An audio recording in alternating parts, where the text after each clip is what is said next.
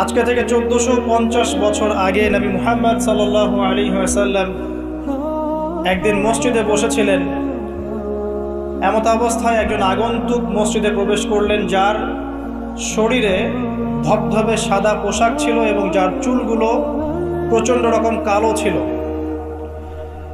তিনি এসে নবী সাল্লাল্লাহু আলাইহি ওয়াসাল্লামের হাঁটুর সাথে হাঁটু লাগিয়ে দিয়ে বসলেন, যাকে মদিনার কোনো মানুষ চিনতে পারছে না।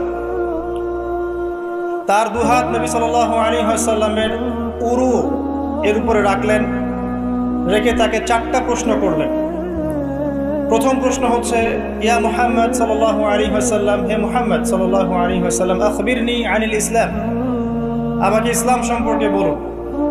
নবী সাল্লাল্লাহু আলাইহি ওয়াসাল্লাম ইসলামের সংজ্ঞা বললেন, ইসলাম হচ্ছে তুমি আল্লাহর সাথে কাউকে শরীক করবে না, শুধুমাত্র আল্লাহর ইবাদত করবে, 5 ওয়াক্ত সালাত কায়েম করবে, নিসাব পরিমাণ সম্পদ হলে যাকাত প্রদান করবে, রমাদান মাসে সওম রাখবে, সামর্থ্য হলে হজ করবে। ইসলাম। তিনি বললেন, সাদাকতা, আপনি সত্য বলেছেন। ওমর রাদিয়াল্লাহু আনহু বলছেন, ফাআজিবনা লাহু ইয়াসআলুহু ওয়া ইউসাদ্দিকুহু, আমরা তার এই স্টেটমেন্টটা শুনে অবাক হলাম যে সে নিজেই প্রশ্ন করছে আবার নিজেই সত্যায়ন করছে। তিনি আবারও প্রশ্ন করলেন, আখবিরনি আনিল ঈমান, হে মুহাম্মদ সাল্লাল্লাহু আলাইহি ওয়াসাল্লাম, আমাকে বলুন ঈমান কাকে বলে। নবী সাল্লাল্লাহু আলাইহি ওয়াসাল্লাম বললেন, ঈমান হচ্ছে আল্লাহর প্রতি বিশ্বাস, তার সমস্ত ফেরেশতাদের প্রতি বিশ্বাস, সমস্ত নবী রাসূলগণের প্রতি বিশ্বাস, আসমানি কিতাব সমূহের প্রতি বিশ্বাস, পরকালের জীবনের প্রতি বিশ্বাস এবং তাকদীর বা ভাগ্যের ভালো মন্দের প্রতি বিশ্বাস। তিনি আবারও বললেন, সাদাকতা, সত্য বলেছেন আপনি। তিনি আবারও প্রশ্ন করলেন, ইয়া মুহাম্মদ সাল্লাল্লাহু আলাইহি ওয়াসাল্লাম, আখবিরনি আনিল ইহসান, আমাকে বলুন ইহসান কাকে বলে।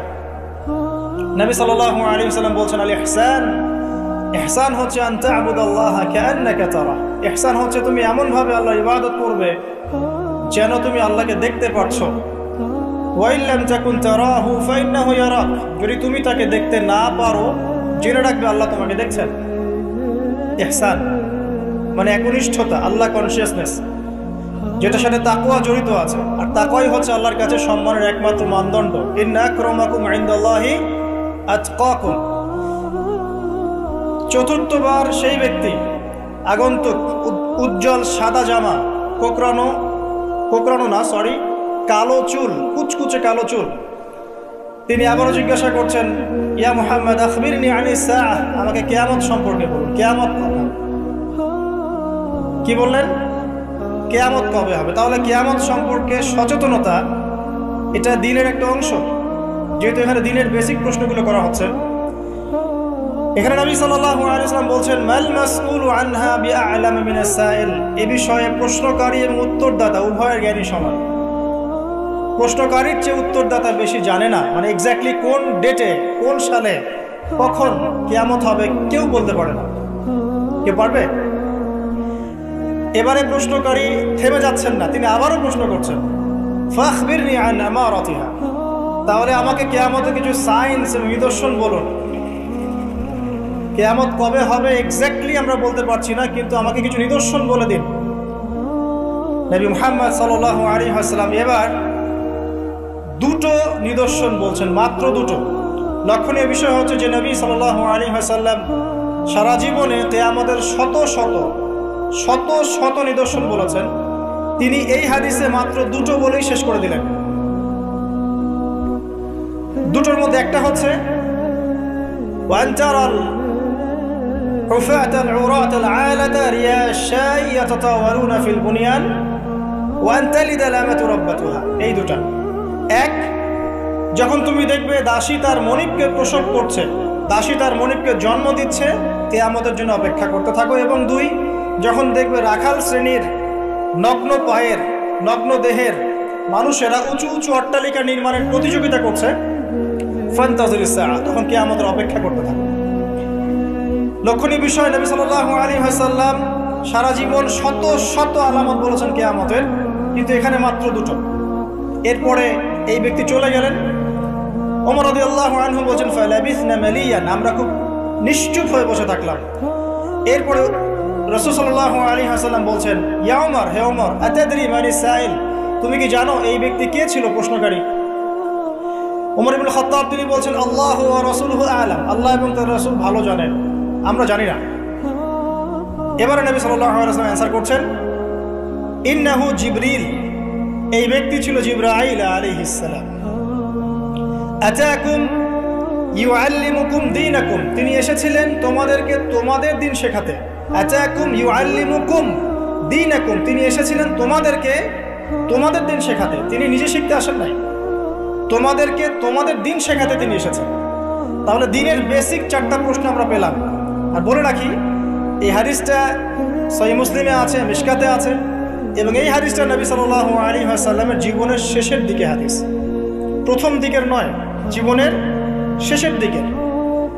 শেষের দিকে নবী সাল্লাল্লাহু আলাইহি ওয়াসাল্লাম এখানে দিনের বেসিক 4টা প্রশ্নের উত্তর দিয়েছেন। ইসলাম কাকে বলে আমরা জানলাম, ইসলামের 5 পিলার, কালিমা, সালাত, সাওম, যাকাত, হজ।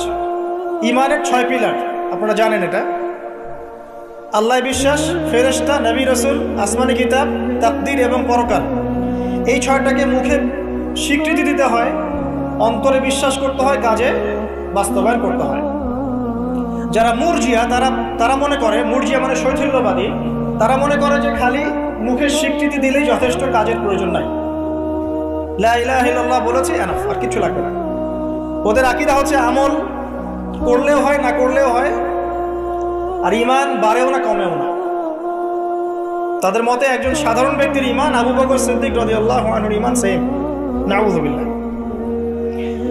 অপোজিশনে একটা দল আছে খাওয়ারেজ, যারা মনে করে যে কেউ কবিরা গুনাহ করলেই কাফের, কবিরা গুনাহ করলেই সে হত্যার যোগ্য কাফের হয়ে যায়, এটাও একটা বাতিল আকীদা। মূল বিষয়টা হচ্ছে যে ঈমানের জন্যে স্বীকৃতি এবং এই যে মনের বিশ্বাস, এটা হচ্ছে মূল শেকড়, আর আমল হচ্ছে ফুরু, মানে শাখা প্রশাখা। আমল ভালো হলে আপনার ঈমান বাড়তে থাকবে, পাপের কাজ করতে থাকলে ঈমান কমে যাবে। তারপরে বেসিক একটা প্রশ্ন, ইহসান কাকে বলে? নবীজি উত্তর দিলেন এমনভাবে আল্লাহর ইবাদত করবে যেন আল্লাহকে তুমি দেখছো। এই চেতনা নিয়ে যারা ইবাদত করতে পারে তারা ইহসানের মধ্যে আছে। এর সাথে কিন্তু তাসাউফ শব্দটা জড়িত আছে, আল্লাহকে, আল্লাহর মারিফতকে বুঝতে পারা। আর এখন কিন্তু তাসাউফ একটা ফরগটেন প্যাথ, এই রাস্তায় কেউ চলতে চায় না এখন, বরং তাসাউফের নামে অনেক কিছু বিকৃতি হয়েছে দিনের মধ্যে, এদিকে অনেকে নিজেদের দর্শন হারিয়ে ফেলেছে। কিন্তু তাসাউফের একটা পরিশুদ্ধ রূপ কিন্তু আছে, এমনভাবে আল্লাহর ইবাদত করো যেন তুমি আল্লাহকে দেখছো, আল্লাহকে ফিল করা, মারিফত অর্জন করা। আর চতুর্থ প্রশ্ন করেছেন কিয়ামত কবে হবে। জীবনের শেষের দিকে নবী সাল্লাল্লাহু আলাইহি ওয়াসাল্লাম ইসলাম শেখাচ্ছেন, তার মধ্যে কিয়ামত কবে হবে প্রশ্নটাকে তিনি রেখেছেন অত্যন্ত গুরুত্বের সাথে। কারণ তিনি বলছেন আমি জানি না কবে কিয়ামত হবে। প্রশ্নকারী উত্তরদাতার জ্ঞান সমান, আবার প্রশ্ন করা হচ্ছে তাহলে আমাকে জানাই দেন আলামত কি কি। তার মানে বুঝতে পারলাম যে আমরা যারা 1450 বছর পর হাদিসটা শুনছি তাদের কিয়ামত সম্পর্কে সচেতন থাকা উচিত কিছুটা। এটা 1450 বছর আগের হাদিস, তখন তারা এগুলো সম্পর্কে সচেতন ছিলেন। সাহাবায়ে কেরাম রাদিয়াল্লাহু আনহুম আলোচনা করছেন মসজিদে, নবী সাল্লাল্লাহু আলাইহি ওয়াসাল্লাম যাচ্ছেন, জিজ্ঞাসা করছেন কি বিষয়ে কথা বলছো তোমরা? সাহাবীরা বলছেন আমরা কিয়ামত নিয়ে কথা বলছি, আলামাতুস সাআ নিয়ে কথা বলছি। তখন নবীজি সেই বিখ্যাত হাদিসটা বলেছেন যে এই 10টা বিষয় সংঘটিত হওয়ার আগ পর্যন্ত কিয়ামত হবে না, মানে 10 major signs of the last day, মানে শেষ দিবসের 10টা বড় বড় সাইন। এগুলো সবচেয়ে মেজর। তার মধ্যে 1 নম্বর দাজ্জালের খুরুজ, ইয়াজুজ আর মাজুজের আগমন, দাব্বাতুল আরদ, ঠিক আছে, 3টা বড় বড় ভূমিকম্প, পূর্বে, পশ্চিমে, মাঝখানে, ইয়েমেন থেকে আগুন বের হওয়া, ঈসা ইবনে মারইয়ামের আগমন ইত্যাদি। এরকম 10টা মেজর সায়েন্স দেয়া আছে, এটা আলাদা হাদিস। এখানে নবী সাল্লাল্লাহু আলাইহি ওয়াসাল্লাম মেজর সায়েন্স দুটো বলেননি, এটা কিন্তু ওই 10টা মেজর সায়েন্সের চেয়ে কম, মানে ছোট অংশের সায়েন্স। এখানে দুটোর কথা বলা আছে, এক যখন দাসী তার মনিবকে জন্ম দিবে, আরেকটা হচ্ছে সমাজের সবচেয়ে দরিদ্র শ্রেণীর মানুষেরা উঁচু উঁচু অট্টালিকা নির্মাণের প্রতিযোগিতা করবে। এখন আখিরুজ জামান সম্পর্কে স্টাডি করতে গিয়ে, আপনি যদি স্টাডি করেন, আর আখিরুজ জামান সম্পর্কে স্টাডি করতে গেলে শুধুমাত্র কোরআন এবং হাদিসের নলেজটা যথেষ্ট নয়, এর সাথে অবশ্যই আপনাকে হিস্ট্রি জানতে হবে, ক্লাসিক্যাল হিস্ট্রি, ওয়ার্ল্ড হিস্ট্রি, পাশাপাশি ওয়ার্ল্ড অ্যাফেয়ার্স বুঝতে হবে, বিশ্বে কোথায় কি হচ্ছে, এবং অর্থনীতি জানতে হবে। এই তিনটা জ্ঞান খুব ইম্পর্টেন্ট। নাহলে আমরা হাদিসগুলোকে দিয়ে বর্তমান প্রেক্ষাপটকে মেলাতে পারবো না, ডিল করতে পারবো না। আসেন, এখানে দুটো সাইন বলা হচ্ছে এবং এটাকে গুরুত্ব দেওয়া হচ্ছে। যদি আমরা ধরে নেই যে এখানে 100% প্রশ্ন করা হয়েছে, তাহলে 25% প্রশ্ন হচ্ছে কিয়ামত সম্পর্কে। তুমি কি বুঝতে পারছি? 4টা প্রশ্ন যদি আমরা ধরি যে 100% ইন টোটাল কনভারসেশন, তাহলে 25% হচ্ছে কিয়ামত সম্পর্কে। তাহলে নিঃসন্দেহে এই বিষয়টা সম্পর্কে সচেতনতা জরুরি। কি জন্য জরুরি? যাতে করে আমরা হতাশ হয়ে বসে থাকি এই জন্যে, বরং আমরা যেন পরিস্থিতি সম্পর্কে সচেতন হয়ে উৎকৃষ্ট কর্মপন্থা বের করতে পারি, এই জন্য জরুরি। নাহলে সাহাবায়ে কেরাম রাদিয়াল্লাহু আনহুমের কি প্রয়োজন ছিল তারা মসজিদে বসে কিয়ামত সম্পর্কে আলোচনা করতেন? দুটো আলামত, এখানে দুটো অনলি। এখান থেকে আমাদের আজকের লেকচারের মূল জায়গা শুরু হচ্ছে। দেখুন, 1 নম্বর যে আলামতটা নবী সাল্লাল্লাহু আলাইহি ওয়াসাল্লাম বলেছেন সেটা হচ্ছে যখন দাসী তার মনিবকে জন্ম দিবে। দাসী কি মনিবকে জন্ম দিতে পারে? দাসী কাকে বলে? দাসী তো বোঝেন। দাসী কি তার মালিককে জন্ম দিতে পারে? ওলামায়ে কেরাম অনেক ব্যাখ্যা করেছেন। সবচেয়ে কমন যে ব্যাখ্যাটা করা হয়েছে সেটা হচ্ছে যে পিতা মাতার সাথে দাস দাসীর মতো আচরণ করা হবে। এটা কিয়ামতের একটা বড় নিদর্শন। এটা ব্যাখ্যা করার জন্য এখন খুব বেশি দূর যেতে হয় না, আপনি পেপার পত্রিকা এবং প্রিন্ট অ্যান্ড ইলেকট্রনিক মিডিয়াগুলো ঘাটলেই দেখতে পাচ্ছেন পিতা মাতার সাথে আজকে কি রকম নির্মম আচরণ করা হচ্ছে। এই তো কয়েকদিন আগে আমরা দেখলাম যে একজন ছেলে নিজের হাতে তার মাকে গুলি করে মেরে ফেলে। আর নিউজ তো সব আসে না, যে কয়েকটা আসে সেগুলোর আলোকে আমরা কিছু ইনফরমেশন পাই, কিন্তু এরকম কত যে ঘটনা এই প্রত্যেক দিন ঘটছে দিনে রাতে দেশের আনাচে কানাচে আমরা কিন্তু জানি না। আমরা কয়েকটা ধর্ষণের খবর পাই, কিন্তু প্রত্যেক দিন যে কত মেয়ে ধর্ষিত হচ্ছে এগুলোর খবর তো আমরা পাই না। পিতা মাতার সাথে দাস দাসীর মতো আচরণ করা হবে, এটা একটা ব্যাখ্যা। এখন দেখুন, এই জামানায় এসে সম্পর্কের মূল্যগুলো যেন কমে গেছে। সম্পত্তির জন্য পিতা তার সন্তানকে বের করে দিচ্ছে, ত্যায্য করছে, আবার পুত্র পিতাকে হত্যা করছে, ছেলে মাকে হত্যা করছে, ভাই ভাইকে খুন করছে, বোন বোনে চুলাচুলি করছে, প্রতিবেশী প্রতিবেশী মারামারি কাটাকাটি করছে, নিজের ভাই বোন যুদ্ধে লিপ্ত হচ্ছে সম্পত্তির জন্য। এবং এই প্রতিটা বিষয়ে আলামতের সাআহ, কিয়ামতের আলামত। একটা উত্তর আগে দিয়ে রাখি, এখানে যে 2টা আলামত বলা হয়েছে এর সাথে ওই 10টা আলামত ব্যতীত, কিয়ামতের ওই যে 10টা বড় বড় আলামত, এগুলো ব্যতীত বাকি আলামতের বেশিরভাগই মিলে যায় এবং এটা চেইনের মতো মিলে যায়। এটা বোঝার জন্য আপনার ইন্টেলেকচুয়াল একটা নলেজ দরকার। ইনশাআল্লাহ আল্লাহ পাক সেটা আপনাকে দান করবেন ইনশাআল্লাহ, যদি আপনি ওপেন মাইন্ডেড হন, সংকীর্ণ মনোভাব। দেখুন, সামাজিক মূল্যবোধটা ভেঙে গেছে, আত্মীয়তার সম্পর্কগুলো এখন আগের মতো নাই। ইভেন প্রতিবেশী কে সেটা খোঁজ নেওয়ার প্রয়োজনে মানুষ মনে করে। সামান্য রিজনে আমরা একে অপরকে খুন করতে দ্বিধা করছি না, ছিনতাই করতে, চুরি করতে, ডাকাতি করতে। মানে সামাজিক সম্পর্ক যেগুলো ছিল, একটা হৃদ্যতা ভালোবাসার বন্ধন, এটা কিন্তু আর নাই। খুব ভালো করে খেয়াল করে দেখেন, সামাজিক হৃদ্যতার বন্ধনটা আগের মতো নাই। এমনকি যারা দিন বোঝে, দিন ইসলাম বোঝে, তাদের মধ্যেও সম্পর্কগুলো দেখেন, তাদের ভিতরেও সম্পর্কের দৈন্যতা আছে।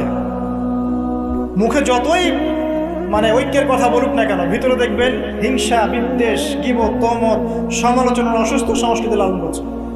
সম্পর্কের সেই আগের হৃদ্যতা, মাধুর্যগুলো এখন আর পাওয়া যায় না। এখানে বোঝানো হচ্ছে দাসী তার মনিবকে জন্ম দিবে, স্পেশালি পিতা মাতার সাথে দাস দাসীর মতো আচরণ করা। কত বড় বড় ডিগ্রিধারী মানুষের বাবা মা এখন বৃদ্ধাশ্রমে আছেন আপনি জানেন না, আমি জানি না। কেমব্রিজ, অক্সফোর্ড, হার্ভার্ড থেকে পড়ে এসেছে, এসে পিতা মাতাকে বৃদ্ধাশ্রমে দিয়েছে।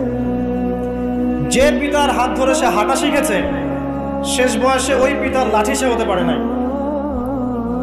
যে মা প্রসব বেদনা সহ্য করে তাকে জন্ম দিয়েছে, সেই মায়ের বুকে গুলি চালাতে এখন সন্তানের হাত কাঁপছে না। কিয়ামতের আর কোন নিদর্শনের জন্য আমরা অপেক্ষা করে বসে আছি? যাক, ওদিকে গেলে অনেক লম্বা হয়ে যাবে। এবার আসেন, যদি দ্বিতীয় অর্থ নেই, আরেকটা অর্থ দেওয়া হয়েছে, এটা ইন্টারপ্রিটেশন, ব্যাখ্যা, যে দাসী তার মনিবকে জন্ম দিবে মানে হচ্ছে সমাজের সত্য মিথ্যা, ন্যায় অন্যায়, ভালো মন্দের মানদণ্ডটা উল্টে যাবে। এবং এই ব্যাখ্যাটা আমার কাছে খুব পছন্দনীয় ব্যাখ্যা। আর দাসী মনিবকে জন্ম দিবে মানে উল্টা জিনিস হচ্ছে না এখানে। তার মানে সমাজের যে ন্যায় অন্যায়ের মানদণ্ড আছে, হক বাতিলের মানদণ্ড, এটা উল্টে যায়। এবং এই হক বাতিলের মানদণ্ড প্রতিটা ক্ষেত্র থেকে উঠে গেছে। আপনাকে দেখাচ্ছি, মনে করেন আমরা ছোটবেলা থেকে 25-30 বছর পর্যন্ত পড়াশোনা করি। এখন জ্ঞান অর্জনের মানদণ্ড কি হবে? আল্লাহর সন্তুষ্টি অর্জন করা, আল্লাহর দিনকে শেখা, সেই দিন পালন করা, এর প্রচার করা, এর প্রতিষ্ঠা করা। ম্যাক্সিমাম আমাদের মধ্যে এখন পড়াশোনা করছি দুনিয়ার জন্য, অনলি ফর একটা চাকরি, একটা ব্যবসা, একটা ক্যারিয়ার, এতটুকু, একটা সার্টিফিকেট।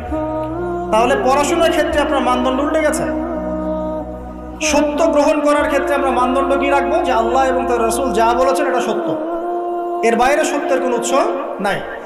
এখন আমাদের সত্য মিথ্যা গ্রহণের মানদণ্ড এমন, পশ্চিমারা যা বলবে ওটাই সত্য, ওটা কোরআন সুন্নাহর সাথে মিলুক চাই না মিলুক। পশ্চিমার মনে করেন যত তন্ত্রমন্ত্র আছে, যত তন্ত্রমন্ত্র, পলিটিক্যাল তন্ত্র বলেন, ইকোনমিক তন্ত্র বলেন, সামাজিক তন্ত্র বলেন, হ্যাঁ, এক একটা নাম নিয়ে বললে বুঝতে পারতেন। যে ফেমিনিস্ট রেভলিউশন, কমিউনিজম, আপনার ওই যে সোকল্ড ডেমোক্রেসি আর কি, সোকল্ড যেটা সত্যিকার অর্থে না, সোকল্ড একটা সেকুলারিজম, এটা আসলে সেকুলারিজম না, সোকল্ড সেকুলারিজম। প্রতিটা মতবাদ পশ্চিম থেকে এখানে এসেছে। এবং এগুলোকে দিয়ে আমরা কোরআন হাদিসকে এখন যাচাই করা শুরু করেছি। কোরআন হাদিসকে দিয়ে এগুলোকে যাচাই করব এটা না, এগুলোকে দিয়ে কোরআন সুন্নাহকে যাচাই করে আমরা সত্য মিথ্যা গ্রহণ করছি। তাহলে দর্শন নেয়ার ক্ষেত্রেও কিন্তু আমরা সত্য মিথ্যার মানদণ্ড উল্টে দিয়েছি। দাসী মনিবকে জন্ম দিয়েছে এখানে, তাই না?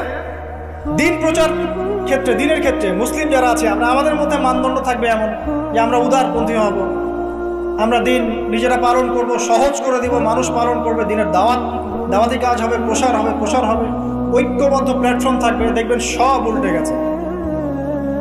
ব্যক্তি জীবন থেকেই দিন বিদায় নিচ্ছে। বাইরে খালি দেখবেন হয়তো আমার এখানে লেবাসে দাড়ি টুপি আছে, ভিতরে গিয়ে দেখবেন যে আসলে আমার ব্যক্তি জীবনে, অর্থনৈতিক জীবনে, সামাজিক জীবনে ইসলাম নাই, পারিবারিক জীবনে নাই। তো মানদণ্ড উঠে যাচ্ছে। দেখবেন ঐক্যের মানদণ্ডের জায়গায় বিভক্তির মানদণ্ড নিয়েছি। তারপরে অর্থনৈতিক জীবনে যান, এখানে দেখেন মানদণ্ড দেখেন, মানুষ এখন হালাল হারামের যার্রা পরিমাণ পরোয়া করে না। অল্প কিছু মানুষ বাদ দিয়ে এই সব কিছুর বাইরে কিছু মানুষ আছে যারা একটু ব্যাকডেটেড, সেকেলে, যারা একটু মৌলবাদী টাইপের, এরা একটু অন্যভাবে চিন্তা করে আর কি। ম্যাক্সিমামই হালাল হারামের কোনো বাছবিচার নেই, সমানে সুদ খাচ্ছে আর ঘুষ খাচ্ছে, দুর্নীতি করছে, টাকা আত্মসাৎ করছে, মানুষের সম্পদ লুট করে খাচ্ছে, জমি লুট করে খাচ্ছে। এটা যে একটা পাপ, এই বোধটুকু পর্যন্ত গায়েব হয়ে গেছে। আমানত নিয়ে একটা হাদিস পড়ছিলাম গতকাল রাতে, নবী সাল্লাল্লাহু আলাইহি ওয়াসাল্লাম বলছেন এমন যুগ আসবে যে আমানত এই কলিজা থেকে উঠিয়ে নেওয়া হবে, শুধু একটা নোক্তার মতো ফোঁটা বাকি থাকবে। তারপরে আবার সে ব্যক্তি ঘুমাবে, আমানত উঠিয়ে নেওয়া হবে, থাকবে একটা ফোস্কার মতো। ফোস্কার ভিতরে যেমন পানি আর পুষ ছাড়া কিছুই থাকে না, তেমনি আমানতের একটা খালি শেল থাকবে। মানুষ বলবে ওই লোক বড় আমানতদার, কিন্তু ওর মধ্যে যার্রা পরিমাণ আমানতদারিতা থাকবে। তো মানদণ্ড দেখেন, অর্থনৈতিক জীবনে আমাদের মানদণ্ড আর আগের মতো নাই। আমরা এখানে হালাল হারামের পরোয়া খুব কম মানুষই করি। যারা বলে যে সুদ খাওয়া হারাম, ঘুষ খাওয়া হারাম, দুর্নীতি করা হারাম, ইত্যাদি ইত্যাদি, উত্তর দেয় এগুলো ছাড়া আবার এই যুগে চলা যায়? সুদ না খেয়ে আবার এই যুগে চলা যায়? মানে মায়ের সাথে জেনা না করে এই যুগে চলা যায়? মেয়েদেরকে ধর্ষণ না করে এই যুগে চলা যায়? মানে 1 দিরহাম সুদ খেলে 36টা মেয়েকে ধর্ষণ করা হয়, বুখারী হাদিস আছে। আর আল্লাহ পাক কোরআনে কি বলছেন? যে কোরআন মাথায় তুলে আমরা রেখে দেই সুন্দর করে পরিষ্কার করে একদম আলমিরার উপরে, সেখানে আল্লাহ পাক বলছেন সুদ ছেড়ে দাও, যদি না ছাড়ো তাহলে আল্লাহ এবং তার রাসূলের সাথে যুদ্ধের ঘোষণা শুনে নাও। তো মানুষ এখন বলছে আল্লাহ এবং তার রাসূলের সাথে যুদ্ধ না করে থাকা যায়? এখন অর্থনৈতিক জীবনে সত্য মিথ্যার কোনো মানদণ্ড নাই। টাকা উপার্জনের ক্ষেত্রে আমরা হালাল হারামের যার্রা পরিমাণ পরোয়া করছি না। দাড়ি টুপি রেখেও দেখবেন অনেক সময় আমরা এমন কিছু ব্যবসা শুরু করেছি যেখানে ধর্ম অনেক দূরের বিষয়। অনেকে ধরা পড়ছে এখন বিভিন্ন অভিযানে প্রশাসনে, দেখবেন দাড়ি টুপি পাগড়িওয়ালা। তো এরা কি ইসলাম বোঝে না? অন্যরা না হয় বোঝে না, এরাও কি ইসলাম বোঝে না? ধর্মকেও অনেক সময় ব্যবসা বানিয়েছি আমরা, ধর্মকেও অনেক সময় ব্যবসার হাতিয়ার বানিয়েছি আমরা। দেখবেন বহু এমন জায়গা আছে যেখানে ভণ্ডামি হচ্ছে, বেদাতি কাজকর্ম হচ্ছে, কুফরি হচ্ছে, শিরিক হচ্ছে, মানুষ লক্ষ লক্ষ টাকা ঢালছে, গরু দিচ্ছে, ছাগল দিচ্ছে, কি করছে না করছে আপনারা আরো ভালো জানেন। তো হালাল হারামের কোনো পরোয়া আমরা ইকোনমিক লাইফে করছি না, আর পলিটিক্যাল লাইফে তো করার প্রশ্নই ওঠে না। কারণ এখানে এই বিশ্বে, বর্তমান বিশ্বে পলিটিক্স করতে হলে হালাল হারাম নির্ধারণ করবে পশ্চিমারা, ব্যাস, ফুল স্টপ। ওরা যেটা বলবে হালাল হালাল, ওরা যেটা বলবে হারাম হারাম, এর বাইরে কিচ্ছু নাই। আর এখন সারা বিশ্ব যারা শাসন করছে এরা বেশিরভাগই বদ মানুষ, এরা ফাসেক আর জালেম আর কাফের আর মুশরিক, বেশিরভাগ বিশ্ব যারা শাসন করছে তাদের কথা বলছে। যত বড় বড় বৈশ্বিক সংগঠনগুলো তৈরি করেছে এরা বেশিরভাগই বদ শ্রেণীর মানুষ। ভিতর থেকে ইন্টারনালি আমি বলবো দে আর জাস্ট লাইক বিস্ট, জানোয়ারের মতো। কোথায় কার মধ্যে যুদ্ধ বাঁধিয়ে দেওয়া যাবে, যুদ্ধ বাঁধিয়ে দিয়ে অস্ত্র বিক্রি করা যাবে, কোথায় ওই মনিটরি সিস্টেম দিয়ে মানুষকে ঋণের ফাঁদে ফেলা যাবে, সুদের ফাঁদে ফেলে একটা দেশকে দখল করে ফেলা যাবে, কোথায় কোন শান্তিপূর্ণ একটা মুসলিম কান্ট্রির মধ্যে জঙ্গি ইস্যু তৈরি করা যাবে, জঙ্গি ইস্যু তৈরি করে ওখানকার মানুষদেরকে ম্যাসাকার করা যাবে, সারাদিন এই কূটকৌশল চিন্তা করতে থাকে। বিশ্বের যত বড় বড় শয়তান আছে তারা ওই পশ্চিমা সভ্যতা থাকে। আর ইবলিস তো অনেক আগে দায়িত্ব ছেড়ে দিয়েছে, জানেন? ইবলিস অনেক আগেই দায়িত্ব ছেড়ে দিয়েছে। যখন সে এরকম চেলাপেলা তৈরি করে ফেলেছে, এখন সে রিল্যাক্সড। আরো সে বসে ওর যে কুরসি আছে সমুদ্রের উপরে, সমুদ্রে ওর কুরসি এবং আরশ আছে, এটা জানেন নাকি? হয়তো জানেন না। সমুদ্রের উপরে ইবলিসের কুরসি আছে, আরশ আছে। ওটা কুরসি না, সম্ভবত আরশই বলা হয়। ইবলিসের সিংহাসন আর কি সমুদ্রের উপরে আছে, এটা হাদিসে এসেছে। ও ওখানে রিল্যাক্সে বসে থাকে, কারণ তার কাজ তো মানুষই করছে। এখন এমন এমন ওয়েপেন্স তৈরি করেছে যেটা পৃথিবীতে একবার পড়লেই মানব জাতি ধ্বংস হবে। একটা নিউক্লিয়ার ওয়ার যদি হয় বিশ্বে, তাহলে দেখবেন বিশ্বের প্রায় 500 থেকে 600 কোটি মানুষ না খেয়ে মারা যাবে। এটা ওদেরই রিপোর্ট। এটা লাগিয়ে দেওয়ার জন্য তারা উস্কাচ্ছে। একবার ইউক্রেনকে উস্কায় রাশিয়ার এগেনস্টে, একবার তাইওয়ানকে উস্কাচ্ছে চায়নার এগেনস্টে, একবার একে একবার ওকে। মানে পৃথিবীটাকে আর সুশৃঙ্খল রাখার কোনো উদ্দেশ্য নিয়ে তোদের নাই। আর মুসলিমদেরকে তো মানে এদেরকে তো ডিল করার কোনো প্রশ্নই ওঠে না। মুসলিম যেখানে সেখানেই ডমিনেট করে। তো যারা এই জায়গায় আছে, সত্য মিথ্যা ন্যায় অন্যায়ের চূড়ান্ত মানদণ্ড যে আল্লাহর ওহী, এটা ওদেরকে কে বুঝাবে? সারাদিন আপনি এটা বলতে বলতে মাথা ঠোকরাতে মারাও যদি যান, তারা কি মেনে নিবে? সত্য মিথ্যা ন্যায় অন্যায় হক বাতিলের চূড়ান্ত মানদণ্ড হচ্ছে আল্লাহর ওহী, মানবে? ওই সভ্যতাকে আমরা ফলো করি এবং ওদের সব কিছু আমরা অনুকরণ করছি। দাসী তার মনিবকে অনেক আগেই জন্ম দিয়েছে। ন্যায় অন্যায়ের মানদণ্ড উল্টে গেছে এখন। আর বেশি বলতে যাচ্ছি না। আরেকটা ব্যাখ্যা আছে, সত্যি সত্যি দাসী মনিবকে জন্ম দিতে পারে। সত্যি সত্যি দাসী মনিবকে জন্ম দিতে পারে, যেটা এই 2020 সালে না আসলে, 22 সালে না আসলে আমরা বুঝতে পারতাম না। কিভাবে জন্ম দিতে পারে দেখাচ্ছি। নারী পুরুষের ফ্রি মিক্সিং চলছে সবখানে, যেখানে যাবেন সেখানে নারী পুরুষের ফ্রি মিক্সিং। যত ফ্রি মিক্সিং হয়েছে তত জেনা বেড়েছে, তত বেপরদামি বেড়েছে, তত বেশি রেপ হয়েছে, ধর্ষণ বাড়ছে। এর সাথে আছে পর্নোগ্রাফি, যেটা মানুষকে ভিতর থেকে পশু বানিয়ে দিয়েছে। বাসের মধ্যে একটা মেয়ে যাচ্ছে, 4-5 জন ধরে রেপ করে রেখে দেবে। অটোতে একটা মেয়ে যাচ্ছে, একটা বাচ্চা মেয়ে রেপ করে রেখে দেবে।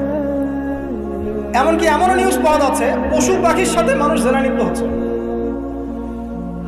একটা ছেলে আর একটা ছেলের সাথে জেনা লিপ্ত হচ্ছে না, এবং কোনো কোনো ক্ষেত্রে এরকম 2-1টা ঘটনা মাদ্রাসাতেও ঘটছে। মানে পর্নোগ্রাফি দিয়ে সবাইকে পশু বানিয়ে দেওয়া হচ্ছে। খেয়াল করে দেখেন। এরপরে আবার পরকীয়া আছে। যখন এরকম বেপরদামি, ধর্ষণ, ফেমিনিস্ট রেভলিউশন, ফ্রি মিক্সিং বাড়তে আছে, তখন কিন্তু ভালোবাসাটাকে, ভালোবাসা বলে একটা ব্যাপার যে আছে, লাভ, আল্লাহর পক্ষ থেকে যে ভালোবাসা আছে, এই লাভটাকে যৌনতা দিয়ে চেঞ্জ করে দেওয়া হচ্ছে। ভালোবাসার চাইতে এখন মানুষ যৌন বিষয়টাকে বেশি গুরুত্ব দেয়। মানে মেয়েকে জাস্ট ভোগ করতে হবে, ভালোবাসা, তার সাথে কোমল থাকা, তার কষ্ট দেয়াগুলোকে একটু হাসি মুখে সহ্য করা, সবর করা, এগুলো কিন্তু নাই দেখে। এর উপর আবার বাইরের মিডিয়াগুলো আছে এবং পরকীয়া, যেটা মিডিয়াগুলো উস্কায় দিচ্ছে ফিল্মের মধ্য দিয়ে, আপনার সিরিয়ালের মধ্য দিয়ে, পরকীয়া একটা ভালো জিনিস, ট্রেন্ড, এক নতুন ফ্যাশন। তখন ঘরে ঘরে আপনি কি মনে করছেন, অলমোস্ট এভরি সিঙ্গেল ফ্যামিলি এখন পরকীয়াতে আসক্ত, জানেন? Almost every single family. অনেক ক্ষেত্রে ইসলামিক পরিবারগুলোর মধ্যে ওগুলো ঢুকে গেছে, আর যারা ইসলাম থেকে অনেক দূরে, ওদের কথা কি চিন্তা করতে থাকেন? তাহলে কেউ স্বামী স্ত্রীকে নিয়ে সন্তুষ্ট না, স্ত্রী স্বামীকে নিয়ে সন্তুষ্ট না, ভিতরে ভিতরে ভাঙন চলছে। আর যখন এই ভাঙনগুলো চলতে আছে, তখন মেয়েরা সন্তান জন্ম দেওয়ার ফুরসত পাচ্ছে না। ওদের আবার কেরিয়ার বলে একটা ব্যাপার আছে, কেরিয়ারটা আগে বিল্ড আপ করতে হবে সন্তান পরে। যখন সন্তান জন্ম দেওয়ার ফুরসত পাচ্ছে না, তখন কি করতে হবে? ওই পশ্চিমাদের মতো, বা এই যে আমাদের এই কর্নারে একটা নতুন ইসরায়েল আছে, এর নাম সিঙ্গাপুর, এই আবার একটা নতুন ইসরায়েল, এ ধরনের কান্ট্রিগুলোর মতো ওখানকার মেয়েরা সন্তান জন্ম দেওয়ার সময় পায় না, ওরা জেনা করার সময় পায়। দেখা যায়, একটা জরিপে দেখা গেছে যে বিয়ের আগে একটা ছেলে প্রায় 20 থেকে 22টা মেয়ের সাথে যৌন সম্পর্ক করে। এটা নাউজুবিল্লাহ বলছেন, বাট আমি আরেকটা হাদিস পড়েছি রিসেন্টলি, যেখানে নবী সাল্লাল্লাহু আলাইহি ওয়াসাল্লাম বলছেন আখিরুজ জামানে একটা ছেলের পিছনে এমন একটা সময় আসবে, যেটা এখন আসে না আলহামদুলিল্লাহ, এমন একটা সময় আসবে যে একটা ছেলের পিছনে 30-40 জন মেয়ে ঘোরাঘুরি করবে শুধু যৌন সম্পর্কের জন্য।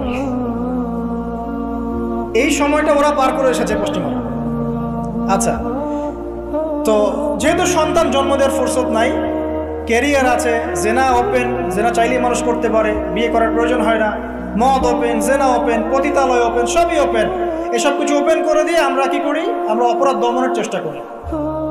কি চমৎকার সাইকোলজি আমাদের, বাহবা দিতেই হয়। সব ওপেন, ওদের ওখানে ওপেন। তো ওখানে আর মেয়েরা চাকরি বাকরি এসবের দিকে ফোকাস করতে করতে সন্তান জন্ম দেওয়ার সময় নাই। কি করতে হবে? দরিদ্র যে কান্ট্রিগুলো আছে, যেমন ওই যে ইন্দোনেশিয়া, শ্রীলঙ্কা, কোনো কোনো ক্ষেত্রে আরও যে আপনার ওই যে আফ্রিকার কিছু কান্ট্রি, নাইজেরিয়া, যে ঘানা, যে মালি, এই টাইপের যে কান্ট্রিগুলো আছে, দরিদ্র, একদম দরিদ্র কান্ট্রি, এদের থেকে মেয়েদেরকে হায়ার করে। কিসের বিনিময়ে? যে তোমাকে ডলার দেওয়া হবে। ডলার কি জিনিস সেটা তো বোঝেন, এটা অস্ত্র, সারা বিশ্বকে শাসন করে। আমি ছাপাবো, আমার প্রেস আছে, আমার সিনেট আছে, আমরা ছাপাবো, আর আমরা হচ্ছি ওয়ার্ল্ডের সুপার পাওয়ার, আমরা চাইলে ছাপাতে পারি, আমাদেরকে বলার কেউ নাই। ছাপাবো, ওইটা দিয়ে আমি তেল কিনবো, তাহলে এটাও আমার, ওইটাও আমার। এখন তেল যে কিনছি, ওকে আমি সেই ডলারগুলো দিচ্ছি, সে ওই ডলারগুলো নিয়ে মনে করছে আমি অনেক ধনী হয়ে গেলাম। হ্যাঁ, এবং সে ধনী হচ্ছেও, কারণ এটা চলছে সারা ওয়ার্ল্ডে। সে তার প্রযুক্তিগত উন্নয়ন, বস্তুবাদী উন্নয়ন করতে থাকলো, ভোগ বিলাসে ব্যস্ত থাকলো। এরপর আবার সে ওই টাকা দিয়ে আমার কাছে অস্ত্র কিনছে। যে ডলার আমি তাকে দিলাম তেলের বিনিময়ে, এবার সেই ডলার দিয়ে সে আমার কাছ থেকে আবার অস্ত্র কিনছে। এবার আমি আবার অস্ত্রকে সেলও করলাম, তাহলে সবই আমার, আদতে আপনার কিছুই নেই। আর ওই অস্ত্র দিয়ে আপনি কি করছেন? ওই অস্ত্র দিয়ে আপনি মুসলিম কান্ট্রিদের মধ্যে গিয়ে মুসলিমদেরকে হত্যা করছেন। আর কোনো কোনো ক্ষেত্রে ইনোসেন্ট দুইটা কান্ট্রির মধ্যে লড়াই লাগিয়ে দিয়ে আমি অস্ত্র ব্যবসা করছি, কোটি কোটি টাকা, কোটি কোটি ডলার। এই হলো চরিত্র। আমি কখনো বলি নাই যে ওরা ইয়াজুজ আর মাজুজ, আমি শুধু এতটুকু বলেছি যে ওদের মতো ইয়াজুজ আর মাজুজের চরিত্র আছে, সারা দুনিয়া ফাসাদ সৃষ্টি করে পারে না। মূল পয়েন্টে আসেন, ওইসব দরিদ্র কান্ট্রি থেকে মেয়েদেরকে নিয়ে ডলারের বিনিময়ে মেয়েদের গর্ভটা ভাড়া নেওয়া হচ্ছে। 9 মাস এখানে স্পার্ম ইনজেক্ট করা হবে এবং এর ফলে একটা বেবি হবে, এবং এই বেবিকে অনেক ভালো কিছু খাওয়াতে হবে। এই জন্য 9 মাস তাকে খুব ভালো পানি, ভালো খাবার দেওয়া হয়। এরপর যখন মেয়েটা গর্ভ হালাস করে, বাচ্চাকে রেখে সে তার কাজ শেষে চলে গেল, ডলারের বিনিময়ে তার গর্ভ ভাড়া নেওয়া হচ্ছে।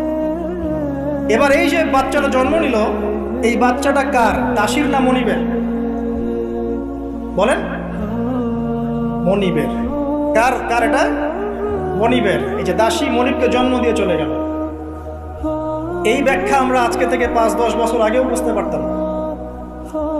তার মানে কোরআন এবং সুন্নাহ কি কিয়ামত পর্যন্ত থাকবে না? একটা সাইনকে কেন্দ্র করে অনেকগুলো বিষয় বলা সম্ভব হলো। তাই বলছি, এই দুটোর সাথে কিয়ামতের ছোট ছোট আলামতগুলো সবগুলোই মোটামুটি কানেক্টেড। 2 নম্বরে আসেন, নবী সাল্লাল্লাহু আলাইহি ওয়াসাল্লাম বললেন ওয়ান তারাল হুফাতাল উরাতাল আলাতা রিয়াশা ইয়াতাতাওয়ালুনা ফিল বুনিয়ান, যখন তুমি দেখবে, কয়েকটা বিশেষণ বলেছেন, সমাজের সবচেয়ে নিম্ন শ্রেণীর রাখাল শ্রেণীর খালি পায়ের খালি গায়ের, মানে নগ্ন দেহ নগ্ন পা রাখাল শ্রেণীর মানুষ, তারা উঁচু উঁচু অট্টালিকা নির্মাণের প্রতিযোগিতা করবে। বিষয়টা কি স্বাভাবিক? এটাও তো ওইটার মতোই যে মানদণ্ড উল্টে গেল, দাসী মনিবকে জন্ম দিল, এটাও তো মানদণ্ড উল্টেই মনে হচ্ছে। কিন্তু এটা হবে কিয়ামতের আগে নবীজি বলেছেন, তার পবিত্র জমানে অবশ্যই হবে। এটা যে হয়ে গেছে অলরেডি, এটা বোঝার জন্য কি আমার খুতবা দেওয়ার দরকার আছে? স্পেশালি আমরা যারা এই যে বড় বড় সিটিসগুলোতে থেকে অভ্যস্ত, ঢাকায় থাকি, নিউ ইয়র্কে থাকি, হ্যাঁ ব্রিটেনে থাকি, মেলবোর্নে থাকি, বড় বড় সিটিসগুলো, দুবাইয়ে থাকি, তাদের কাছে কি এই বিষয়গুলো চোখে স্পষ্ট দেখা যায় না? এমন কোনো হিস্ট্রি পড়েন না আপনি, এমন কোনো সময় কি গিয়েছিল পৃথিবীর উপর যখন পুরো পৃথিবীর এই হাইলি কনস্ট্রাক্টেড বিল্ডিংসের প্রতিযোগিতা ছিল? একটা সময় ছিল, সেটা হলো আদ এবং সামুদ জাতির সময়, যখন তারা নিজেদের মধ্যে সব কনস্ট্রাকশন নির্মাণের প্রতিযোগিতা করত। আল্লাহ পাক ওদেরকে ধ্বংস করে দিয়েছে, কিন্তু ওইটা সারা বিশ্বে গ্লোবালি ছিল না, ওই একটা কওমের মধ্যেই সীমাবদ্ধ ছিল। এটা কিভাবে সম্ভব? রাখাল শ্রেণীর মানুষ অট্টালিকাটা তৈরি করবে। এখানে 3-4টা ব্যাখ্যা হতে পারে। এক, ওই রাখাল শ্রেণীর মানুষের কাছে এমন কিছু ধন সম্পদ করতলগত হবে, ওই যে আমরা বলি হেরিটেজ, মানে কি বলি, গুপ্তধন, এই টাইপের কিছু সম্পদ তারা পাবে রাখাল শ্রেণীর মানুষ, এবং এগুলো দিয়ে তারা উঁচু উঁচু অট্টালিকা নির্মাণের প্রতিযোগিতা করবে।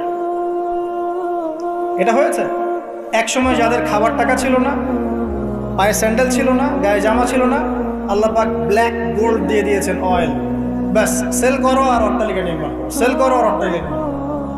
হয়েছে না এটা মিডল ইস্টে, মধ্যপ্রাচ্য, এটা বাস্তব সাক্ষী। 2, হতে পারে ব্যাখ্যা এমন যে এমন কোন অর্থনৈতিক উৎস সারা বিশ্বে চালু করা হবে যার মধ্য দিয়ে নিতান্ত দরিদ্র মানুষেরা অট্টালিকা তৈরি করার সুযোগ পাবে। সেটা কি?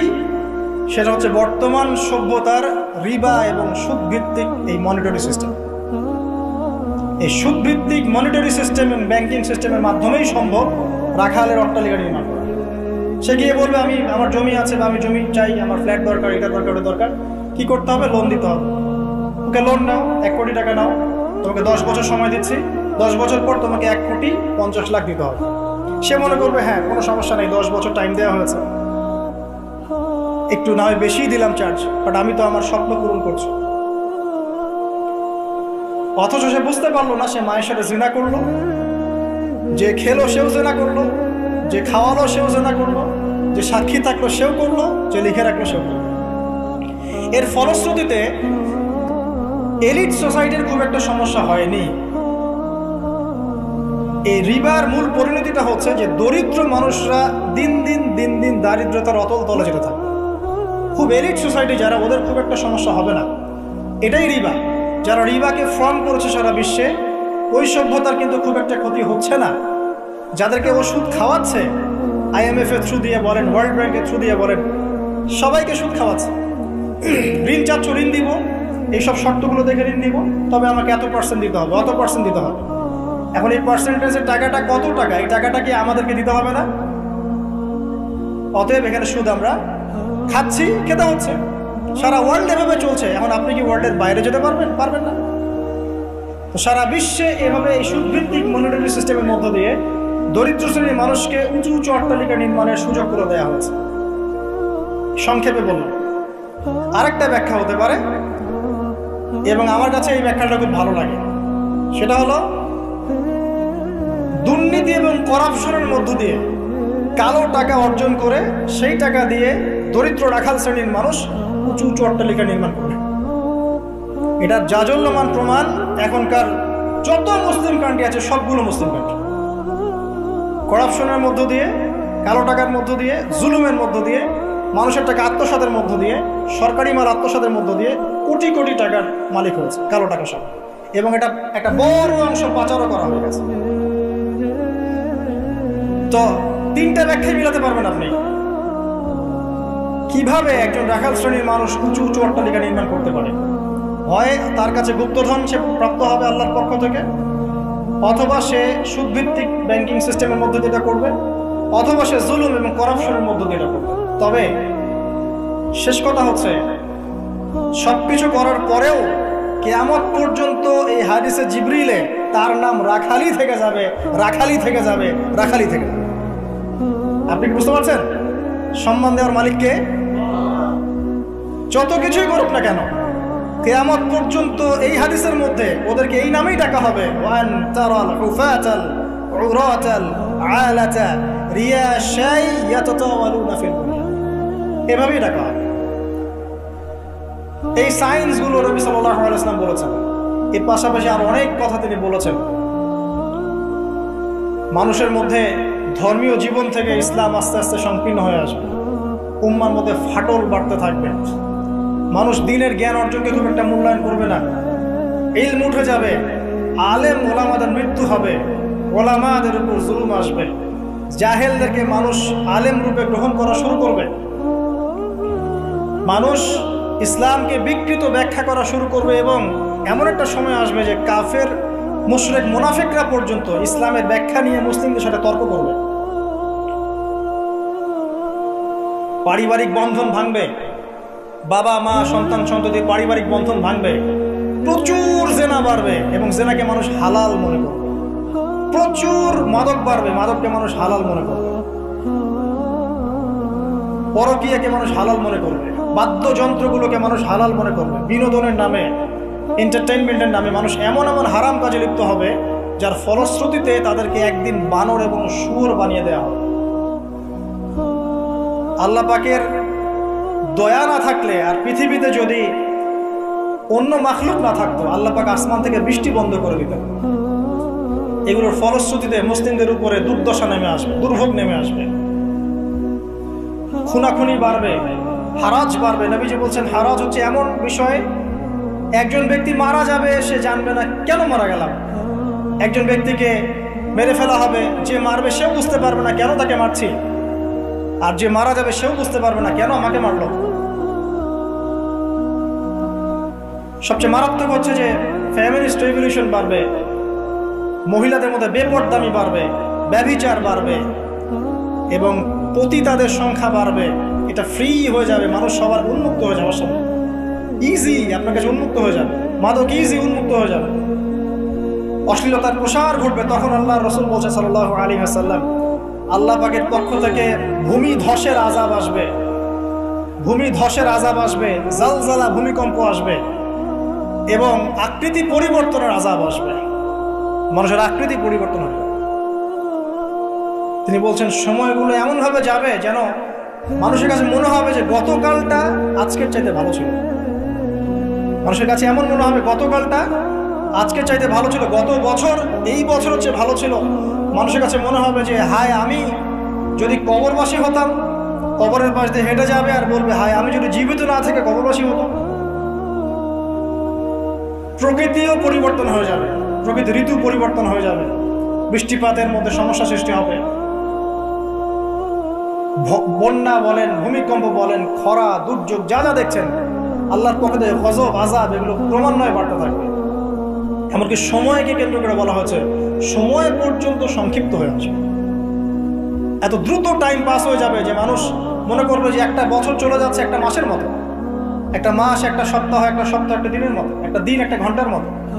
উম্মার দুর্দশা, নবী সাল্লাল্লাহু আলাইহি ওয়াসাল্লাম বলছেন তোমরা সংখ্যায় প্রচুর হবে, তোমরা বিভক্ত হয়ে থাকবে খণ্ডে খণ্ডে, তোমরা সংখ্যায় প্রচুর হবে, কিন্তু মৃত্যুর ভয় তোমাদেরকে পেয়ে বসবে এবং তোমরা আল্লাহর রাস্তায় আল্লাহর দ্বীনের জন্য সংগ্রাম করতে চাইবে। এতে করে তোমাদের উপরে বহিঃশত্রুর আক্রমণ চাপিয়ে দেওয়া হবে, জুলুম বাড়বে, মাজলুমের সংখ্যা বাড়তে থাকবে, জালেমকে অবকাশ দেওয়া হবে, জালেমকে ছাড় দেওয়া হবে, জালেমকে ছাড় দেওয়া হবে। সে জুলুম করতে করতে এমন পর্যায়ে নিয়ে যাবে যে মনে হবে যে তারা এই বিশ্বের নতুন ফেরাউন। জিউসরা শক্তিশালী হবে, জিউসরা শক্তিশালী হবে, ইসলামের এগেইনস্টে যে শক্তিগুলো আছে এরা শক্তিশালী হতে থাকবে, ওদের মধ্যে ইউনাইটেড বন্ড দেখা যাবে।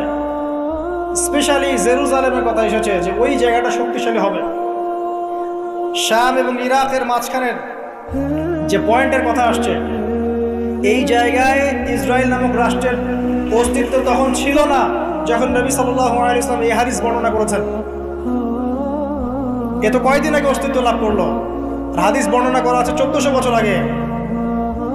জিউসরা আসবে, মাসিহুদ দাজ্জাল ইস্পাহান নামক জায়গার কথা আছে, এখান থেকে সে খুরুজ হবে, তার খুরুজ মানে আত্মপ্রকাশ, কিন্তু সে রুল করবে জিউসদেরকে দ্বারা। এবং জিউসরা এখন কোথায় শক্তিশালী এটা আপনারাই চিন্তা করে দেখেন, সারা ওয়ার্ল্ডে তারা কি করছে। তো ছোট ছোট যত আলামতগুলো আছে এগুলোকে যদি আপনি একত্রিত করেন, এই দুইটা আলামতের সাথে মেলাতে পারবেন। দাসী মনিককে জন্ম দিচ্ছে, আর সমাজের সবচেয়ে নিম্ন শ্রেণীর মানুষ অট্টালিকা নির্মাণের প্রতিযোগিতা করছে। বাকি যে বড় বড় সায়েন্সগুলো আছে সেগুলো এখনো আসে নাই। আর আমরা চাই না আসলে যে আমাদের জীবদ্দশায় ওগুলো আমাদের সামনে আসুক। কেউই চাইবো না যে আমরা দাজ্জালকে দেখি, দাজ্জাল আত্মপ্রকাশ করুক, ইয়াজুজ আর মাজুজ ধেয়ে আসুক, ভূমিকম্প হতে থাক বড় বড়। আমরা চাইবো না যে ইয়েমেন থেকে আগুন বের হয়ে আসুক, আমরা সেখানে থাকি। তো সামনে কি? আমরা যখন বলি যে কিয়ামত নিকটবর্তী, তার মানে এই না যে কালকে কিয়ামত হবে। মূলত এই বিষয়টা বোঝানো হয় যে কিয়ামতের সাইন্সগুলো, নিদর্শনগুলো একটা একটা একটা একটা করে এমনভাবে আবির্ভূত হয়েছে যেন পুঁথি থেকে মালা ছিঁড়ে ছিঁড়ে পড়লে যত দ্রুত আবির্ভূত হয়, এভাবে এসেছে। বিগত 100 বছরে এমনভাবে এটা আবির্ভূত হয়েছে যেটা আপনি বিগত আগের সময়গুলোতে কল্পনা করতে পারেন। যেমন ফেমিনিস্ট রেভলিউশন, যেমন জিউসদের উত্থান, যেমন জায়নিস্ট মুভমেন্ট, যেমন পেট্রোডলার মনিটরিং সিস্টেম, যেমন সারা বিশ্বে মুসলিমদের উপর ম্যাসাকার জুলুম এবং দ্বীনের সংকীর্ণতা, এই জিনিসগুলো লাস্ট 100 বছরের বেশি এসেছে। আমরা জানি এর আগেও এগুলো এসেছে আবার ঠিক হয়েছে, এসেছে আবার ঠিক হয়েছে। বাট 2000 বছর পর জেরুজালেমে ইহুদি রাষ্ট্র গঠিত হয়েছে, এটা আগে হয়নি কখনো।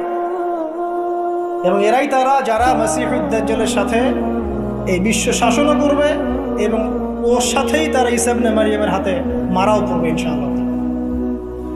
সামনে মালহামা আছে, আর কি আছে?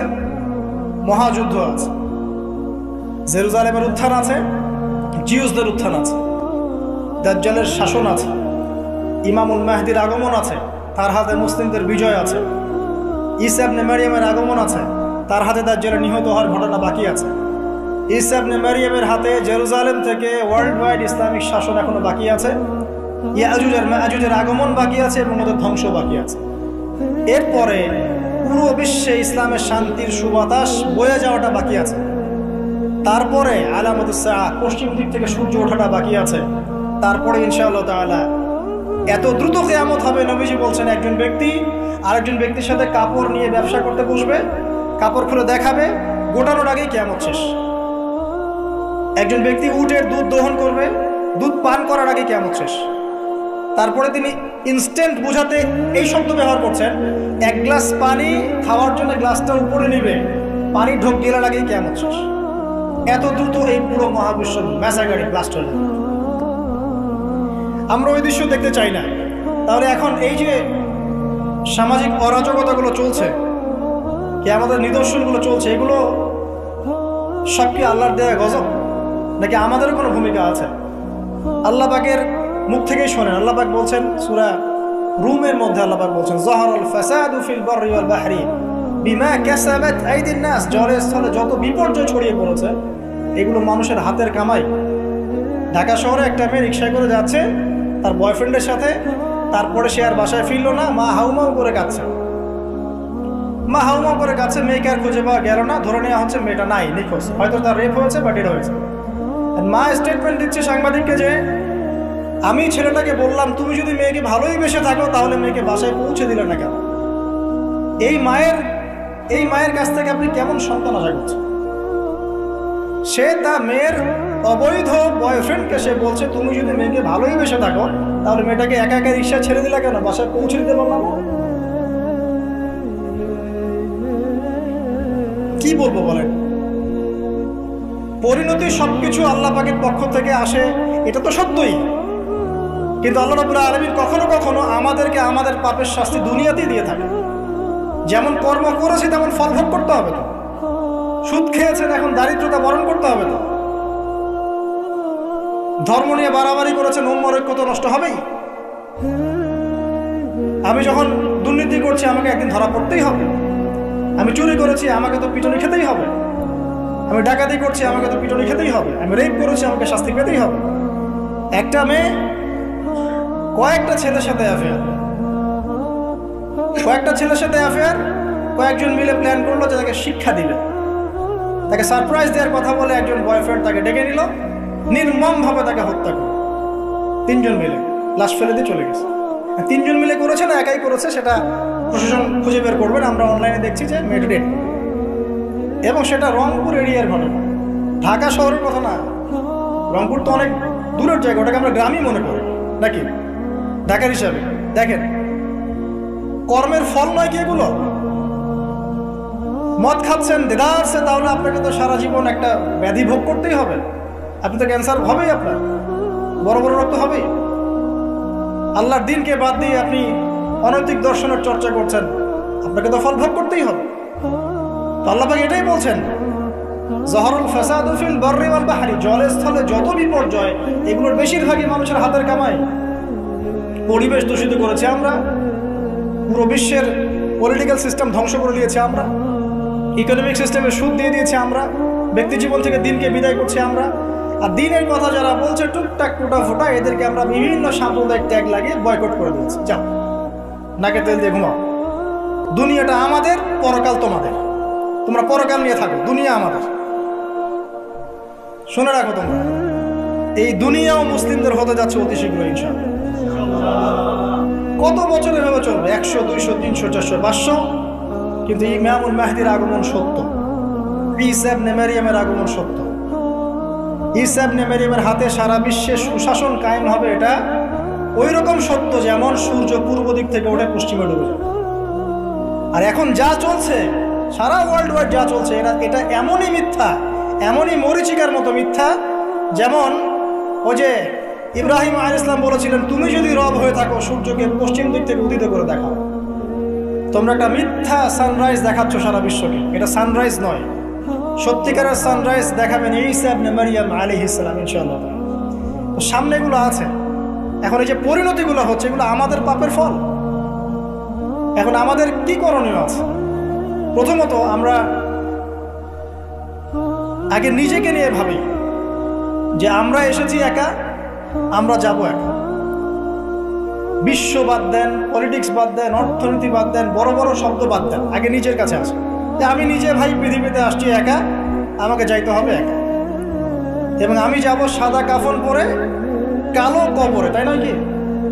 কালো নিকশ কালো কবরে আমি সাদা কাফন পরে যাব, তাই না? তাই আমি একটা কথা বলি, শোনেন। যখন অন্ধকার, ঘুটঘুটে অন্ধকার নিকশ কালো কবরের মধ্যে সাদা কাফন পরে মানুষ যাবে, তখন সাদা সাদা আর কালা কালা গানের আসল মর্ম উপলব্ধি করতে পারবে। মানে ভাই আসেন কেন? যখন সাদা কাফন পরে অন্ধকার নিকশ কালো অন্ধকার কবরে মানুষ যাবে না, ওই মোমেন্ট যখন মুনকার এবং নেকিরের সাথে দেখা হবে, নাকিরের সাথে মালাকুল মউতের সাথে সাক্ষাৎ হবে, তার আগে লাশ নিয়ে যাবে আর সে বলবে, কোথায় নিয়ে যাচ্ছ আমাকে, কোথায় নিয়ে যাচ্ছ? ভয়ে আটকে উঠবে। মালাকুল মউতের চেহারা দেখেই ভয়ে আটকে উঠবে। সারা জীবন তো দিনের পরোয়া করে নাই, নামাজ কালামের তো খবর নাই, ইসলামকে 5 পয়সা মূল্যায়ন করে না, এবং ইসলামকে ধ্বংস করার জন্যে, মুসলিম সমাজের মধ্যে অশ্লীলতা ছড়িয়ে দেওয়ার জন্য এই কাজগুলো করে বেড়াচ্ছে। যখন এই অবস্থা তাদের হবে এবং কবরে প্রশ্নগুলো করা হবে এবং হাতুড়ি দিয়ে পিটানো হবে, 70 গজ মাটির নিচে যখন আত্মা যাবে সিজ্জিনে, তখন বুঝে আসবে কোনটা সাদা ছিল আর কোনটা কালো ছিল। মানুষ মুসলিমদেরকে, স্পেশালি যুবকদেরকে, যুবক যুবতী, আমাদের ইয়াং টিনেজারদেরকে এমনভাবে ইনফ্লুয়েন্স করা হচ্ছে এগুলো দিয়ে, মনে হচ্ছে পণই আসল জগৎ, মনে হচ্ছে এই মাদকই আসল জগৎ, এই সিগারেটটি আসল, এই গান বাজনা মিউজিকই আসল, এই কনসার্টগুলি আসল। এবং এগুলোতে যেহেতু মজা আছে, একটা লাজ্জাত ফ্লেভার পাওয়া যায় ইনস্ট্যান্ট, এই জন্য যুব সমাজ দ্রুত এর পিছনে দৌড়ানো শুরু করছে। আর একটা যুবকদেরকে যখন আপনি একটা জাতির যুবকদেরকে মেরুদণ্ড ভেঙে দিবেন, তখন এই জাতি কখনোই আপনার এগেন্স্টে দাঁড়াতে পারবে না। সুদূর প্রসারী নীল নকশা এটা মুসলিম যুবকদেরকে আল্লাহর দিন থেকে সরিয়ে দেওয়ার জন্য। এদেরকে প্রমোট করার মিডিয়ার অভাব নাই, পত্রিকার অভাব নাই। তাহলে আপনি কি করবেন এখন?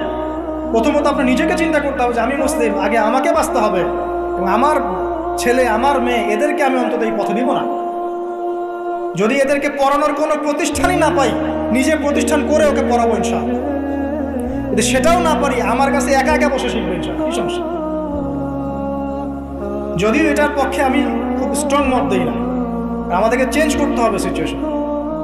যদি দেখেন কোনো অপশনই খোলা নাই, সবখানেই ফিতনা, সবখানেই ফাসাদ, কি করবেন? আপনার ছেলে মেয়েকে তো পড়াতে হবে। আমার ওয়াইফ আমাকে বলছে আমার বেবিকে আমি কোথাও দিব, কি করবা তাহলে? তা আমি 10 বছর পর্যন্ত পড়াবো। সে মাশাআল্লাহ আরবি জানে, উর্দু জানে, ফার্সি জানে, সবই জানে, তা আমি পড়াবো। বললাম যে এভাবে হবে না, এভাবে হবে না। কতদিন আপনি আটকে রাখবেন সন্তানকে? যখন সে বাইরে যাবে দেখবে জেনা উন্মুক্ত, মেয়ের উন্মুক্ত, বেপরদামি উন্মুক্ত, পর্ন উন্মুক্ত, সব উন্মুক্ত, মাদক উন্মুক্ত। সৎসঙ্গ না থাকলে, ভালো প্যারেন্টিংস না থাকলে, আপনার ভালো পরিবেশ না থাকলে, ভালো সোসাইটি কমিউনিটি না করতে পারলে আপনি আমি আমাদের সন্তানদেরকে বাঁচাতে পারবো না। ওরা ওদের দেহকে নষ্ট করবে না ঠিকই, কিন্তু ওদের আত্মাটাকে পুড়িয়ে ঝাঁঝরা করে ছেড়ে দিবে, আত্মাটাকে কলুষিত করে শেষ করে দিবে।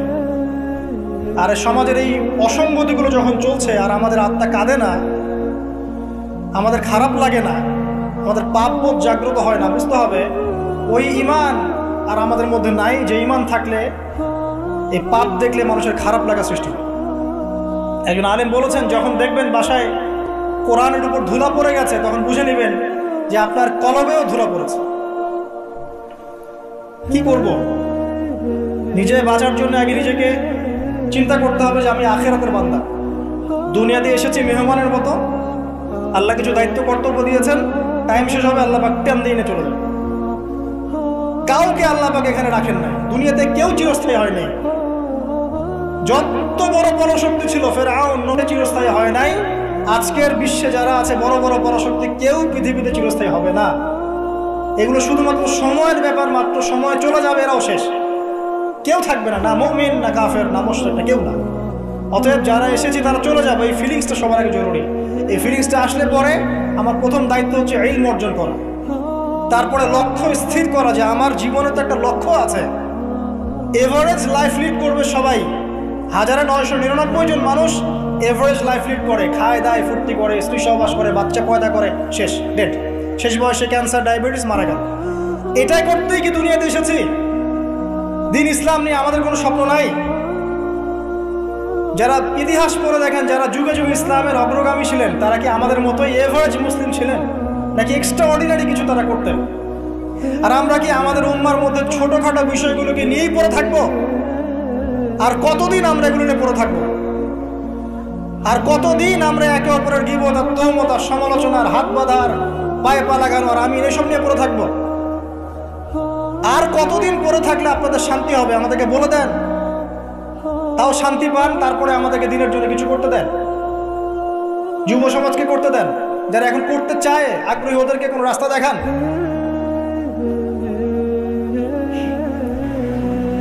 লক্ষ্য স্থির করতে হবে এবং কনস্ট্রাকটিভ কাজ করতে হবে। আবেগের বশে হুটহাট কোনো কিছু কাজ না, আবেগের বশে দিনে কাজ না, পরিবেশ পরিস্থিতি বুঝে কনস্ট্রাকটিভলি দিনের কাজ করতে হবে, গঠনমূলকভাবে, না শৈথিলতাবাদ আর না কোনো উগ্রপন্থা, না কোনো চরমপন্থা। মাঝামাঝি জায়গায় থেকে হক বাতিলের পার্থক্য বুঝে পরিবেশ, সমাজ, দেশ, বিশ্বের পরিস্থিতি উপলব্ধি করে যখন যে ইনিশিয়েটিভ নেওয়া প্রয়োজন সেভাবে কনস্ট্রাকটিভলি উম্মাকে এগিয়ে নিতে হবে। তার প্রথম শুরুটাই হবে জ্ঞান অর্জন দিয়ে। জ্ঞান অর্জন নাই, কিচ্ছু নেই। তারপর হচ্ছে আমল দিয়ে। জ্ঞান আছে, এবার আমল করতে হবে। যারা আমল করে না, প্র্যাকটিসিং মুসলিম না, এদের দ্বারা আল্লাহর উম্মার খেদমত নেবেন না। তাহলে বড় বড় কথা বলতে হবে না, আমল করে দেখাতে হবে। ইকোনমিক লাইফে হালাল হারাম বেঁচে চলতে হবে। পারিবারিক লাইফে নিজের স্ত্রী সন্তানদেরকে ইসলামিক এনভায়রনমেন্টে রাখতে হবে, পরিবেশ তৈরি করতে হবে। আমি যদি আমার পরিবারের মধ্যে দিনকে প্রতিষ্ঠা করতে না পারি, তাহলে কিভাবে আমি আমার উম্মার মধ্যে দিনকে নিয়ে চিন্তা করব, প্রতিষ্ঠা করব? হ্যাঁ, এটা হতে পারে। ইব্রাহিম আলাইহিস সালামের বাবা ইসলাম কবুল করেন না, এটা হতে পারে। নূহ আলাইহিস সালামের সন্তান ইসলাম কবুল করেন, এমনটা হতে পারে। কিন্তু এগুলো রেয়ার ঘটনা। আর exceptional anything is not an example, একটা কথা আছে, এক্সেপশনাল কোনো কিছু একটা কনস্ট্যান্ট ফিক্স এক্সাম্পল হতে পারে। এগুলো ব্যতিক্রমধর্মী কথা, এটাও হতে পারে, কিন্তু আমাদের ইসলামিক প্যারেন্টিং আনতে হবে পরিবারের মধ্যে। আমাদের আগামী প্রজন্মকে নিয়ে স্বপ্ন দেখা শিখতে হবে। আগামী প্রজন্মকে কিভাবে মানুষ করবো, কি পড়াবো, ওদেরকে কি খাওয়াবো, কোন এনভায়রনমেন্টে বড় করবো। এমনভাবে পরিস্থিতি পরিবর্তন হচ্ছে, খারাপের দিকে যাচ্ছে। কোনো কোনো ক্ষেত্রে আইন শৃঙ্খলা বাহিনীর যে সদস্যরা আছেন তারা হিমশিম খেয়ে যান যে মানুষ এরকম পাপ করতে পারে। তাদের মাথার উপর দিয়ে যাচ্ছে যে মানুষ এইভাবে পাপ করতে পারে। একটা কথা আমি বলি, এখন এই যুগে মানুষ এমন এমন পাপ করছে, এমন এমন ক্রাইম করছে যা কোনো চোখ দেখে নাই, কোনো কান শোনে নাই, কোনো অন্তর কল্পনা করতে পারে। আপনি প্র্যাকটিক্যালি দেখে নেন। এনভায়রনমেন্টটা চেঞ্জ করতে হলে আমাদেরকে পারিবারিকভাবেই চেঞ্জ করতে হবে, সোশ্যালি চেঞ্জ করতে হবে। কমিউনিটি দরকার, যারা ইসলামিক এই ফিলোসফিগুলো লালন করে তাদের মধ্যে একটা মিউচুয়াল বন্ধন দরকার। হৃদ্যতার ভালোবাসা, ওপেন মাইন্ডেড হওয়া, কনজাস্টেড না হওয়া, সংকীর্ণ মানসিকতা না হওয়া, এবং সাম্প্রদায়িক থটগুলো বাদ দিতে হবে। আমি একাই সঠিক, বাকি সব বাতিল। হ্যাঁ, আমি একাই ইসলামের মধ্যে আছে, বাকি সব খারেজি। মানে খারাজি, মানুষকে খারেজি বলতে বলতে বলতে নিজেই কখন খারেজি হয়ে গেছে তার ঠিক নেই। ও নিজে বাদ দিয়ে বাকি সবই খারেজি। আর কোনো মিউচুয়াল আন্ডারস্ট্যান্ডিং নাই। যদি বাংলাদেশের কোনো মানুষ সব আলেমদেরকে একটা জায়গায় নিয়ে বসাতে পারে, বসে এক কাপ চা খাওয়াতে পারে, আমার মনে হয় এই কাজের ওসিলা আল্লাহ তাকে জান্নাত দিয়ে দিচ্ছে। এটা এত কঠিন এবং এত বড় একটা কাজ, যদি কেউ করতে পারেন আপনাদের মধ্যে, সব ওলামায়ে কেরামকে এক জায়গায় বসাবেন, বসে এক কাপ চা খাওয়ায় দেখানো, তারপরে দিনের কথা বলতে আসে, ঐক্যের কথা এবং আল্লাহ রাস্তায় অমুক তমুক পরে বলতে আসে। দেখেন এটা পারেন কিনা। তো স্বপ্ন দেখা শিখতে হবে পরবর্তী প্রজন্মকে নিয়ে, আমাদেরকে নিয়ে। আর লম্বা করছি না, ইকোনমিক লাইফটাকে হালাল হারামে মেনে চলতে হবে। যে যেখানে থাকবো, আমরা যদি গভর্নমেন্ট জব করি, বেসরকারি জব করি, বা কৃষি কাজের ক্ষেত্রে কাজ করি, বিজনেস করি, অনেস্টির পরিচয় দেওয়া দরকার। আগে একজন ভালো মানুষ হই, তারপরে ভালো মুসলিমের দিকে আসা। আগে মানুষ তো হন, একজন ভালো মানুষ তো হই, একজন ভালো মানুষের মন লালন করি, এরপরে ইনশাআল্লাহ তাআলা দিনের যে জ্ঞান আপনি অর্জন করেছেন, আমল করেছেন, আপনি এখন পরিবার করেছেন, আলহামদুলিল্লাহ হালাল হারাম মেনে চলছেন, ইসলামের দাওয়াত আপনি প্রচার করতে শুরু করুন। এবং সেটা মধ্যম পন্থায়, উগ্রপন্থায় না, শৈথিলতাবাদ প্রদর্শন করেন না। পলিটিক্যালি যারা আছেন তাদের সাথে কোনো কনফ্লিক্টে যাবেন না, মানে রাষ্ট্রবিরোধী কোনো বিদ্রোহের দিকে কখনো যাবেন না। এতে কোনো কল্যাণ দেখা যায় না। যারা এই কথাগুলো বলে শুনতে খুব চটকদার মনে হয়, কিন্তু বাস্তবতা এমন না। বরং এতে রাষ্ট্রের ক্ষতি, জাতির ক্ষতি, উম্মার ক্ষতি হয়। যতটুকু কাজ করার ফ্রি একটা অ্যাক্সেস আছে, এটাও দেখবেন কনজাস্টেডে বন্ধ হয়ে পড়ে আছে। অতএব এইসব উদ্ভট ফিলোসফির দিকে যাওয়ার প্রয়োজন নাই। বরং যারাই থাক, উত্তম নসিহত করেন, ভালো নসিহত করেন, ভুল হলে সংশোধন করে দেন গঠনমূলকভাবে। এরপরেও যদি না কথা শুনে, আলহামদুলিল্লাহ, ছেড়ে দেন। খালি উপদেশ দেন, আপনি উপদেশ দাতা, আপনি তাদের প্রতি দারোগা নন। যার যার কর্মফল শেষে ভোগ করবে। আল্লাহ পাক বলছে, বলে যখন এরকম অন্যায়, অত্যাচার, পাপাচার চলতে থাকবে, আল্লাহ পাক বলছেন তখন আমার পক্ষ থেকে আমি বড় আযাবের আগে, পরকালের বড় শাস্তির আগে দুনিয়াতে ছোট ছোট আযাব পাঠাতে থাকবে। আল্লাহ তো বলেছেন পাঠাবেন, রিল্যাক্স থাকেন। ইনশাআল্লাহ তাআলা কনস্ট্রাকটিভলি এই কাজগুলো করতে পারলে আশা করা যায় একদিনে ফল পাওয়া কখনোই যাবে না। আমাদের নবীজি 23 বছর লেগেছে। আস্তে আস্তে ইনশাআল্লাহ তাআলা, আমরা না হোক আমাদের পরের জেনারেশন, তারা না হোক তারপরের জেনারেশন, তারা না হোক তারপরের জেনারেশন, একটা জেনারেশন আসবে পৃথিবীর বুকে, নিশ্চিত থাকেন, যারা ইনশাআল্লাহ আযজা ওয়া জাল এই দুনিয়া থেকে সমস্ত জুলুমের শেকড় উপড়ে ফেলে দেবে।